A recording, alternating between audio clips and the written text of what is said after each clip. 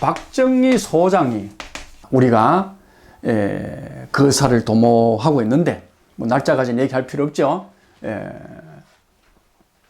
거사가 성공하였냐 물으니까 그 자리에서 택화역계 오라고 얘기를 해줬답니다.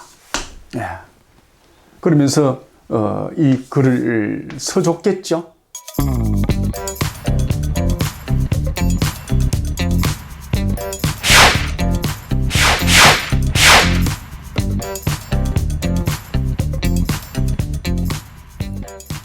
그 택화혁의 주체가 이 오지요.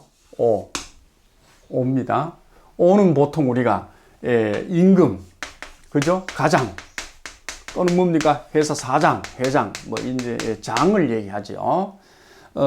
이런 사람을 두고 이제 하는 거죠.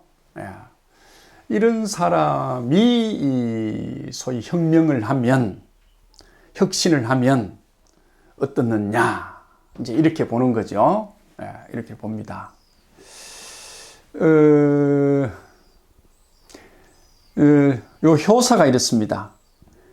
대인이 호변이라. 보통 군자가 정치까지 하는 사람이면 우리 이걸 대인이라고 부릅니다. 흔히 대인이라고 부릅니다. 이 군자가 도덕하면 도덕군자가 되죠. 정치를 하는데 군자의 덕을 쌓지 못하면 그냥 뭡니까? 정객입니다. 정객. 그죠? 정치하는 나부랭이. 그죠? 근데 이 정치하는 사람이 막 흔히 우리가 임금이라 합시다. 임금이 상당히 뭡니까? 성군이죠. 성군적 소양이 있으면 우리가 부르기를 대인이라 됩니다. 이 대인이 상당히 높은 표현이거든요. 그래서 우리 뭐 무술 영화를 보면 대인 가잖아요. 그죠? 가능하면 우리가 생활 속에서도 남의 호칭을 높여주는 호칭을 쓰는 게 좋습니다. 그죠? 절대로 그게 내를 낮추고 남을 높여주면 내가 높아지는 경우가 되잖아요. 그래서 호칭이 대인을 쓰는 경우는 오는 강건 중정하니 이 중정한 자리 있죠. 중정한 자리인데다가 또 뭐지요? 소위 혁신을 주도하는 주동자의 자리, 임금의 자리가 있죠. 그 사람의 모습이 어떻느냐? 대인이 호변이라 이렇게 됐습니다. 호변이라. 호변이 뭡니까? 임금처럼 변화를 한다. 이 말. 임금처럼 변화를 한다. 호랑이처럼 변화한다. 우리가 옛날에 소위 높은 자리에 앉아있는 사람을 임금 정도 되면 사냥을 가도 호피를 입고 가죠. 호피를 입고 간다. 그 표현이 산중대왕 하는 거예요. 산중대왕이 호래이잖아. 그래서 임금을 호랭이에다 이제 표현을 했거든요. 했습니다. 우리가 호랭이는 뭐죠? 여름 되면 뭐 합니까? 큰 털은 다 소위 가리를 합니다. 큰 털은. 그죠? 그 다음에 가을이 들어오고 가을이 들어오면 어찌 될까요? 잔털을 아주 세밀하게 박습니다. 이걸 이제 모선이라 그러는데 이 단어를 모선이라고 하는데 털가리를 하는데 이 털가리가 혁입니다. 혁신 가리하는 거. 그죠? 가리. 갈것자가 가리잖아. 그죠? 그고 낡은 거. 그죠? 오래된 거. 소위 그런 것을 가리하는 거니까. 바꾸는 거죠. 거스시킨다 이 말입니다. 그러니까 봄에 털을 잘 섰죠. 여름 되어 어쨌습니까? 여름 되니까 덥죠. 그러면 큰 털은 뽑아버려야 됩니다. 합니다. 그리고 가을 때면 이제 겨울이 오죠. 겨울이 들어오면, 가을 때고 겨울이 들어오면 뭡니까? 찬바람이 오니까 춥죠. 추우니까 소위 바람 들어오는 구멍을 막아야 됩니다. 막으는 건 잔털을 박죠. 잔털을 박습니다. 예. 이런 뭐 추워도 빈틈없이 할 때 그런 단어를 쓰죠. 그래서 이런 것을 가지고 호변한다 이랍니다. 호랑이처럼 변화에 능하다 이 말입니다. 목을 칠 때는 치고 상을 줄 때는 주고, 그죠? 예. 돌을 뜰을 때는 뜰고, 그죠? 예. 막을 때는 막고, 나라를 칠 때는 치고 또 나라를 도울 때는 도운다. 이런 얘기입니다. 뭐 오늘 일본에 보니까 어제 유수가 세분 뭐 G7 가죠. G7 정상회담을 하는데 우크라이나 대통령 젤렌스키가 날아온대요. 참 대단한 친구죠. 그 양반이 뭐 우리가 희극 배우 개그맨이었다고 그랬는데 대통령으로 변신해서 저 어려운 전쟁을 지금 이겨내고 있잖아요. 그죠? 국제적 공조를 얻기 위해서 오늘 날아와서 호소를 한답니다. 직접. 참 변화에 능숙한 사람이죠. 예. 그게 바로 대인의 모습입니다. 여름인데도 부채 하나 안 들고, 겨울인데도 뭡니까? 삼베옷 입고. 그럼 대인이 아니잖아. 그런 사람이 임금하면 백성들 다 굶게 죽고 떠 죽게 만들잖아. 그죠? 여름에는 시원하게 하고 겨울은 따뜻하게 해주는 것이 대인인데, 그게 뭐냐? 호랑이처럼 변화에, 개혁에, 혁신에 능수능란하다. 이 말이 호변이죠. 이런 사람이 이 말입니다. 이런 사람이 소위 전쟁에 만약에 나간다고 그러면 이기겠느냐? 그죠? 나가면 이기겠느냐? 또는 뭡니까?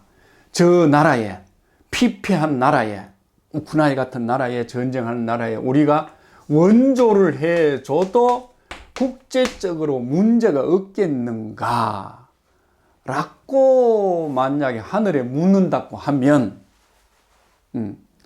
그 대인의 소위 행동은 호랑이처럼 변화에 능수능란하기 때문에 미점이라 점을 칠 필요 없이 예촉하게 맞다. 점을 칠 필요 없다. 바로 행하라. 예. 생각이 바로 행동이다. 이 말입니다. 점 칠 필요 없다. 주역 365 효사 중에 점이라고 나오는 거는 요 글뿐입니다. 점 칠 필요 없다. 그렇습니다. 그래서 그리고 뭐냐? 믿음과 성실로서 지금 전쟁에 임하고 원조에 임한다고 하면 모든 문제가 잘 풀려서 해결되어 나갈 것이다. 이랬습니다. 공자님이 이 문장을 가지고 풀기를 대인호변이 뭔 말이냐 하니까 대인은 그 문체가 빛이 요란하다 이랬습니다. 빛이 요란하다. 요거는 태양이죠. 요거는 빛이죠. 태양의 빛이 만방에 만 백성에게 미치지 아니하는 것이 없다. 또 뭐가 문학하면 뭡니까? 글도 되지요. 학식도 되지요. 그죠? 예. 이런 것뿐만 아니라 아울러서 그 모든 것이, 그죠? 나타나는 빛입니다. 빛이 빛무늬죠. 빛무늬가, 그죠? 온 세상을 밝히고, 더 남음이 있다. 이런 얘기입니다. 택화협계가 대체로 혁명을 하고 나면, 낡아 빠진 악습을 거세하고 나면, 그죠? 4, 5, 6, 그 후는 상당히 좋아지는데, 그걸 단행하는 사람이 누구냐? 혁명을 단행하는 사람이 이제 임금이죠. 예, 임금이 시절 인연에 맞춰서 딱딱 전쟁도, 전쟁할 시에 하고, 또는 뭡니까? 소위, 원조할 시기에 딱딱 하기 때문에, 그죠? 점칠 필요 없이, 바로, 행동으로 옮겨도 좋다. 이랬습니다. 이 예가 5.16 비사를 쓴, 소위 여명의 시간인가요? 그 책에 보면, 박정희 소장이 비실장 박태준을, 소위 서울 장안에 가장, 소위, 점을 잘 본다는, 사람한테 보냈답니다. 3일 전에. 예. 그래서, 성공을 하겠느냐? 우리가, 거사를 도모하고 있는데, 뭐 날짜까지는 얘기할 필요 없죠. 거사가 성공하였냐? 물으니까, 그 자리에서 택화역계 오라고 얘기를 해줬답니다. 예. 그러면서, 이 글을 써줬겠죠? 당신이 모시는 주군은, 이게 대인이죠. 예. 세상의 변화에 호랑이처럼 능수능란하기 때문에 요번 게임은 점을 쳐보지 않아도 믿음이 있다. 성공이 확실하다. 당신 주군은 그 문체가 만 백성을 비추고도 충분할 만큼 뭡니까? 태양이 밝고 희망찬란하다. 이런 얘기를 했대요. 그래서 기쁜 마음으로 달려와서 소위 박정희 소장한테 알렸다는 거 아닙니까? 막 그런 비사가 있는 게 구호이기도 합니다.